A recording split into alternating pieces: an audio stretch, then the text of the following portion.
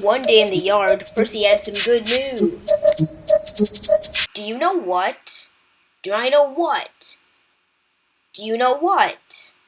Of course I don't know what. If you don't tell us, then I don't understand. Top of Hat is getting a bigger engine to help me because the work is a little bit too hard for us small engines. Rubbish! Shouted James. If you worked harder more, and shouted less, then perhaps this yard would be a safer, a sweeter, a better, and a happier place.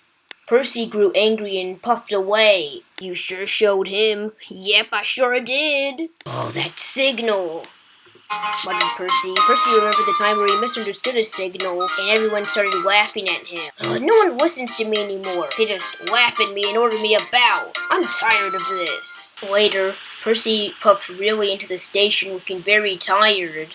Hello, Percy, said the Top of Hat. You look tired. I am, said Percy wearily. I don't know if I'm staying on my dome or on my wheels. Well, I have good news for you. The engine that I'm getting is bigger than you. It could probably manage to work alone. Would you like to help work on the branch line and work on the airport and get it finished? Thomas and Toby will be helping too. Yes, sir, whistled Percy and puffed happily away. Later, he met the engine, just as Sir Topham Hatt arrived. What's your name? Said Sir Topham Hatt. Montague, sir, but I'm usually called Duck. Back on my old railway, they used to say that I waddle. I don't really, sir. Okay, Duck it is. Percy, you show Duck around. And the two green engines puffed happily away. The other engines watched Duck quietly. They were impressed. Seems like a simple sort of engine, said Henry. Oh, we'll have some fun with him, laughed James. We'll order him about. Ha, said Gordon.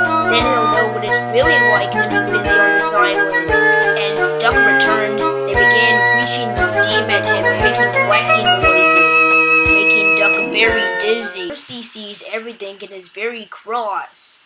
Oh, don't worry, they'll get tired of it. Do they tell you to do things like this?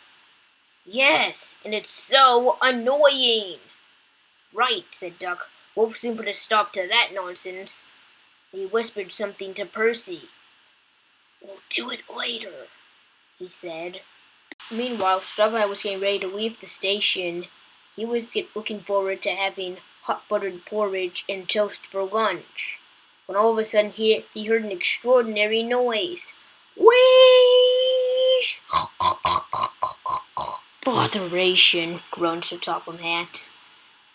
I'll soon put a stop to this mess. And he hurried towards the sheds. Meanwhile, Duck and Percy were blocking the turntable, refusing to let the engines in. Both Henry, James, and Gordon were furious. So they gave angry whistle sounds at Duck and Percy. Stop that noise! They won't let us into the shed, fumed Henry. Duck, you explain all this. Oh, sir, I'm a Great Western engine, and we do our work without fuss, but, begging your pardon, sir, but me and Percy would be happy if you informed these engines that, well, we only take orders from you. Silence! Snapped Sir Topham Hatt. Duck and Percy, I'm pleased with your work today, but not with your behavior today. You two have caused a disturbance. Ha! Busted! As for you, thundered Sir Topham Hatt, you three have been worse. You three were the ones who made the disturbance. And Duck is quite right. This is my railway and I give the orders. After Percy went away to help on the branch line, Duck was able to manage alone. He did so very well.